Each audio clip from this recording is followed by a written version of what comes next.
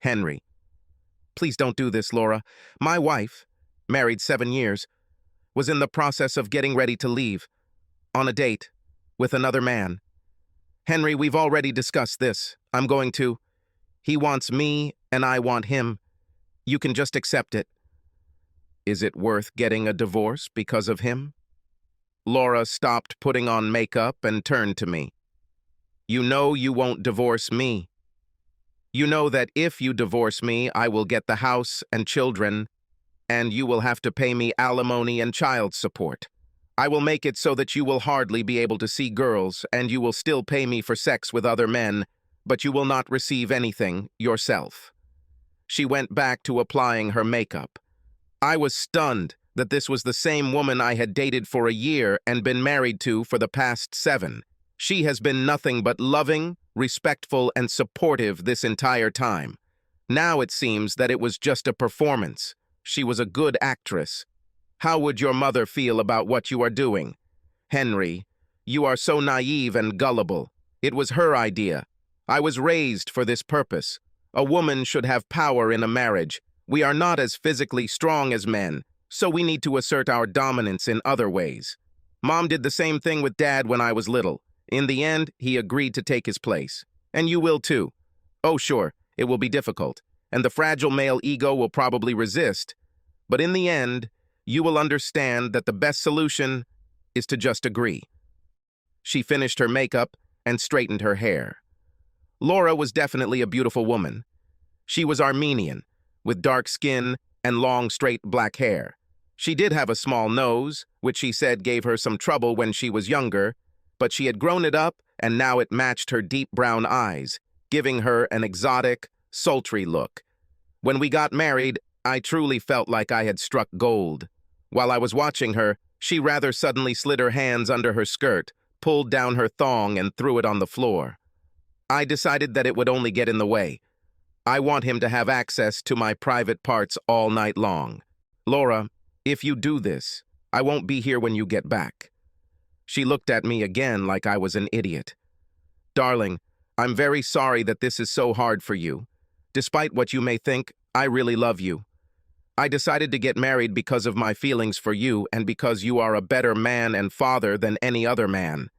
Other men are just physical pleasure for me.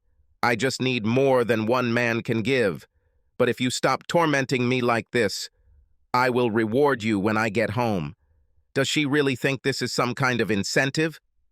The tone of her voice, of course, sounded serious. She continued, I have to warn you before this happens.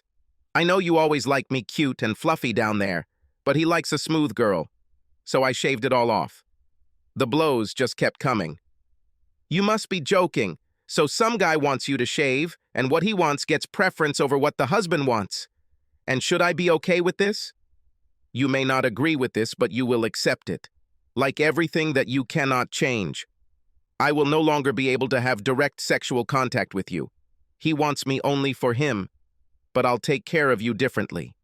Not that she had any chance that everything would be fine, but this was certainly the last straw. Why don't you just leave me and go to him? She laughed as if it was the most ridiculous sentence in the world. I told you, Henry, that no man can satisfy all my sexual needs. Plus, he only makes about $25,000 a year. He's just a nobody in the warehouse. But he has a great boyfriend, and the girls he's been with say he knows how to use him. No, we need your income to support me in the lifestyle that me and your children deserve. So what do I look like? I noticed that she never mentioned that she loved me. Like a fallen woman. She laughed. You're just trying to be mean, but that's exactly what I was going for. She grabbed her purse, stuffed her ID, extra lipstick, and emergency cash into it, and headed for the front door. Before leaving, she came up to me and tried to kiss me. I turned my head so that she could only see my cheek, and even then I felt a little uneasy. Henry, I know it will be difficult at first. This is not what you expected to see in your life, and you will have to get used to it. But you will learn to appreciate the lack of responsibility it will mean for you. You'll be okay in the end. I just know it. After all, you were something of a soldier, so you were used to following orders, right? Everything will work out, and now it's time for me to run. And with these words, she left. It was only about 7 p.m., so I could kill some time. Some kind of soldier? Granted, I didn't talk much about my time in the military, and she never asked about it, so I guess that was all she could think of. She will soon realize that serving in the army is much more than being a soldier. At about 7:30, I called her mom. Although I knew more than they thought, I turned to Margaret as if I was completely blinded by the events of the evening. I talked about my conversation with Laura. I knew that Laura's father was seriously depressed, but before this all started, I didn't realize the true extent of it. She explained it the same way Laura did. "Oh, Henry, I know this will be hard to accept. You just have to understand that women are the natural choice to be in charge, and we have to use every means at our disposal to gain that advantage. And the fact is, despite what you may believe based on popular culture messages, women need a lot more sex than men, and can do it longer and better. We must have more than one lover, and we need other men to fill certain roles." I had a hard time not laughing hysterically as she expounded on her philosophy. "Is this really so?" I asked. "Certainly. Like my husband, Gary, your main role is financial support and raising your children. Do it well, and you will be rewarded with appropriate access to our bodies. Laura says that she is only for a lover. Don't worry about it, it's only temporary. This should be done at the very beginning to give you the right direction. Once you begin to accept your role more, there will be more opportunities to please her in this way. In fact, she needs you. Since you are her husband and social norms dictate that you are the one she lives with, she needs you to help her keep a clear head so she can run the family properly. Do you understand me?" "You know, Margaret, you explained everything perfectly." "It really makes sense. I'm very glad that I was able to help clarify the situation. I know it seems harsh and such a big change, but it won't take you long to get into the groove and even enjoy the role you're playing.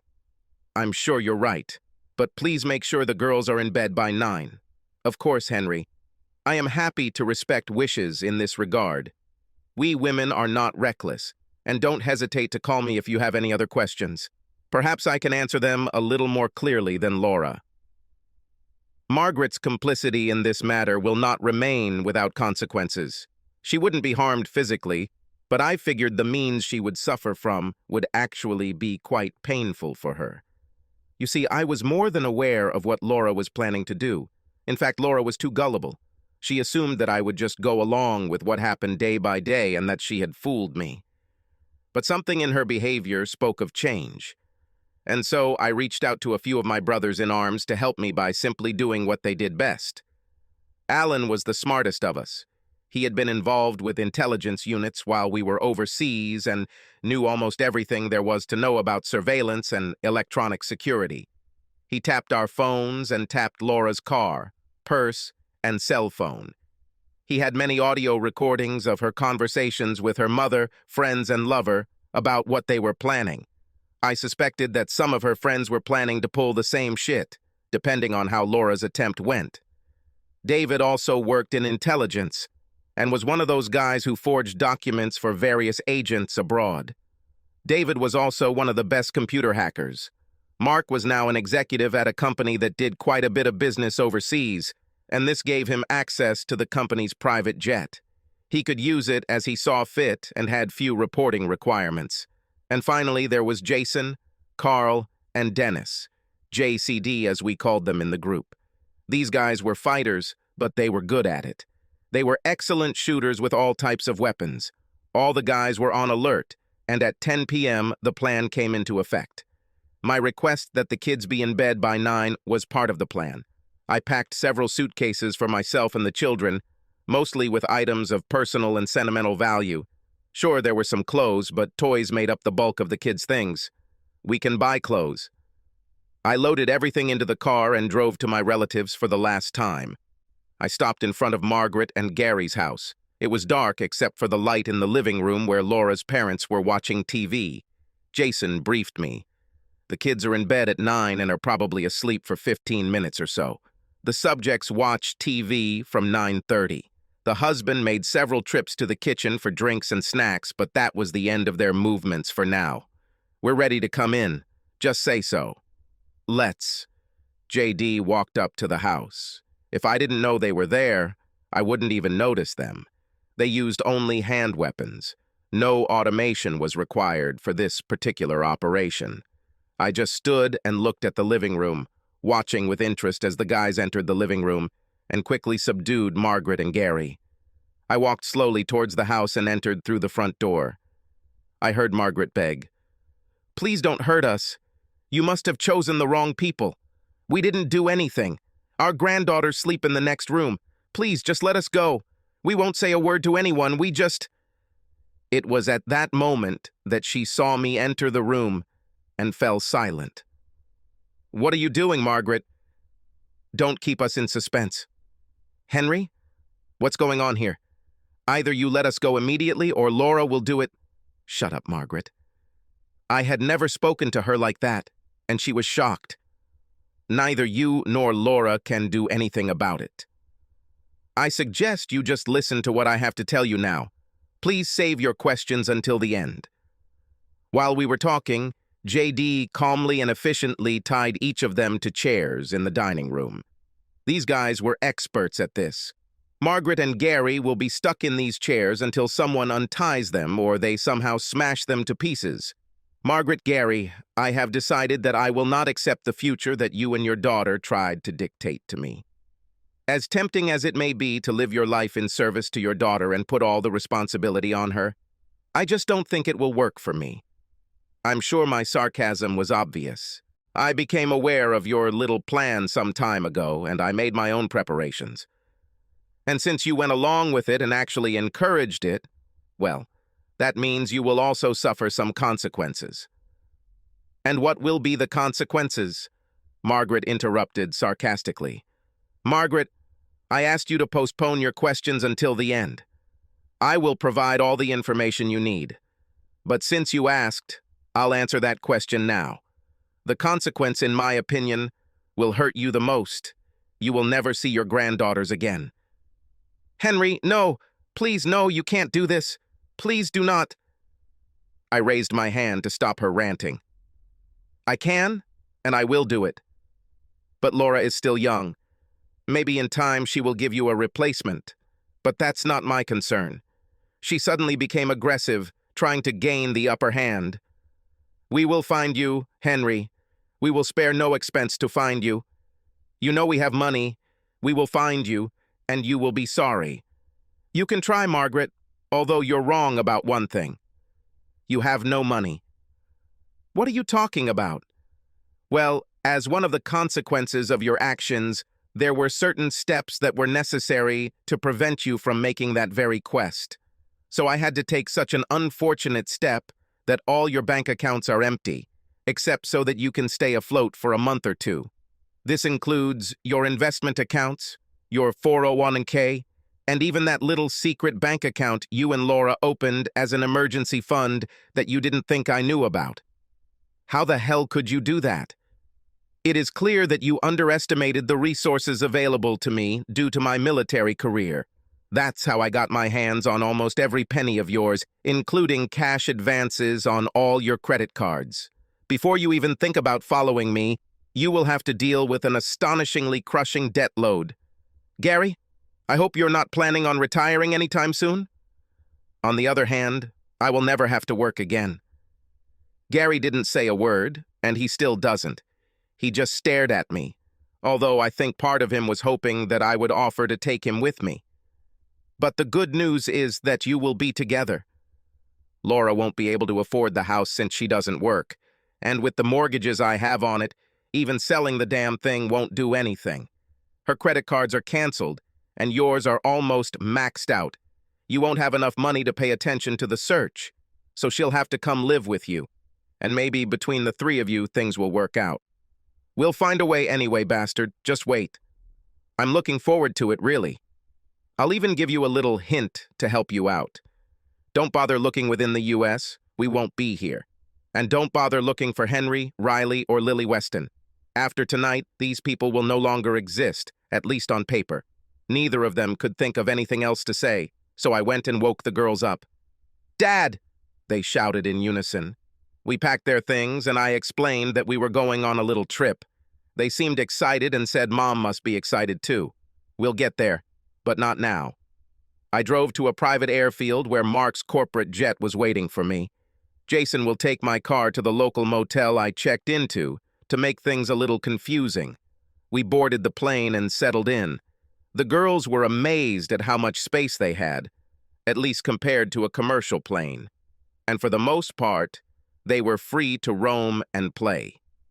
Information about our new identities was waiting for us on the plane. We had several hours to fly, and I took the opportunity to explain to the girls that something had happened, and we would no longer see mom and grandparents. We also talked about their new names and where we would live. They were sad and cried themselves to sleep, but I was sure they would adjust eventually. They were still small. Laura. I finally got home from my date at 3 a.m. In fact, it was just a date in the strictest sense. There was no romance, no affection. We met at a bar, had a few drinks, and then went back to his place. I definitely had some good sex tonight, and not just with the guy I originally met. We also picked up a couple of his friends at the bar, so I went and got them all and wore them all out. Of course I was in pain, but I could have carried on if I needed to sooner than any of the guys. Henry just had to understand that I needed more than he could give. This wasn't a knock on him. No man could satisfy all my needs, and it took me a hell of a long time to be fully satisfied until he was where I needed him to be so I could start it all. But I was going to make up for lost time, that's for sure. I pressed the garage door opener and waited for it to rise. I wasn't really surprised that Henry's seat was empty. Dad reacted the same way, Mom told me. I hoped that everything would go smoothly, but my mother was right when she said that the male ego would not allow them to just live like that. Henry isn't here for me, and his absence affected me more than I expected, but it was just proof that I truly loved him, despite what he was thinking right now. But he will soon return to my bed. His love for children ensured that he would straighten up and fly right. I laughed a little to myself as I imagined him coming back and begging me to let him service me so he could see the girls. It was about 11 hours and Henry wasn't home yet. None of this is surprising, but the longer he stays away, the more I plan to make him apologize. Perhaps I was too harsh. I mean, Larry wants exclusive rights to me, although he has no problem sharing them with his buddies. But I think Henry's position as my husband should give him the right to something more. So when he comes crawling back, I'll go ahead and let him fuck me. This will smooth everything out. I took a long shower to make sure everything was nice and clean. Damn it. I didn't want it sitting inside me any longer than necessary. I slipped into bed naked and fell asleep instantly. I called Mom and Dad's home to check on the girls, but got no answer, then tried each of their cell phones and got no answer either. It's strange, I thought. They always answer. Concerned, 20 minutes later, I drove up to their house. Their car was there too, and everything looked as it should. I actually expected them to come out since they weren't answering the phone or maybe working in the yard. I walked through the front door. Mother, Father. I barely heard the answer, which seemed strange to me. Laura, dear, here, quicker. I rushed into the living room and was shocked to find them both lying on their sides, tied to chairs. Oh my God. Mother, Dad, what's happened? I worked to untie them, as Mom explained. He took the children, Laura. It was Henry. He took them. What are you saying, Mom? Henry did this to you and then took the girls? Yes, he and several of his friends seem to be army men. I don't know. They came in, tied us up, and Henry took the girls and left. He said he was leaving the country and we would never see them again. My head was spinning from this information. Did I really underestimate him that much? I would never have thought that he was capable of such a thing. There must be another explanation. I finished untying Mom and told her to get Dad out, then dialed Henry's cell phone number. I'll fix everything, I thought. He'll either come back here with my kids or he'll be damn sorry. Henry. I was expecting a call from Laura and the phone rang. I kept this phone and connected it to international service solely for this phone call. I let him ring 4 times before answering. Hello? Oh, you son of a bitch. Where the hell? I hung up. A few moments later, the phone rang again. Don't hang up, motherfucker. I hung up again. The phone rang again. This time I spoke first. Laura, this is your last chance to speak politely. If I hang up again, that will be the last time you hear my voice. Is it clear? I could almost hear her frowning into the phone. Yes, I understand. Now what happens? Why were my parents tied up and where are my children? Well, let me answer the questions in reverse order. First of all, you don't have any more children. Those who were once your children are here with me, where they will remain, and you will never see them again. Bullshit, bastard. This is the last warning about the language, Laura. Keep your mouth shut or I'll end this right now. I kept this number open just so we could talk one last time. After I hang up, this number no longer works. So if you want answers, you need to watch how you express yourself. Clear. Laura's tone of voice instantly changed. She probably thought she could still get to me, but at this point she needed to appear punished. Of course, she was wrong, but she didn't know it yet. Yes, sorry, I'm just really upset. Imagine how I felt when I discovered that my parents were tied up and my children were missing. And imagine how I felt when I was told that I would be forced to support my slutty wife while she had sex with everyone, or face being denied children. None of this would have happened if you had stayed home, instead of cheating on me with 3 different guys. Yes, I've been following you. I know exactly what you did. Henry, baby, that's not what I meant. I was just trying to get you to fight for me and show me how much you love me. We have been married for 7 years. I won't have to fight for you anymore. A woman just likes to be reminded how desirable she is, that's all. He's a piece of crap, and you know it. Your mother explained everything to me. My role as breadwinner and child care provider, my reward with sex if I do my job well, and all the other men who will serve to satisfy your sexual needs. Well, now you're free to try and pull it on someone else. You were a fool to think that I would accept what you tried to throw at me. Henry, please forgive me. Just give me back my children. I'll do anything. Alas, Laura, you showed your true colors, and that's all. As I told your mother, you can try to find us, but we live under different names and in another country. We have new birth certificates that don't even say you're their mother, so there's no paper trail for you to hunt. For the first time, I am glad that my parents died in that car accident. This would make it difficult to leave. Goodbye, Laura. I heard her screaming my name as I turned off the call and threw the phone into the water. I turned to my girls. Okay, Lucy, Janie, what are we going to do today? Subscribe to our channel so that your second chaff doesn't cheat on you, and go ahead and listen to the next story, because this story is nothing compared to the next one. If you're under 18, don't even think about listening to the next one.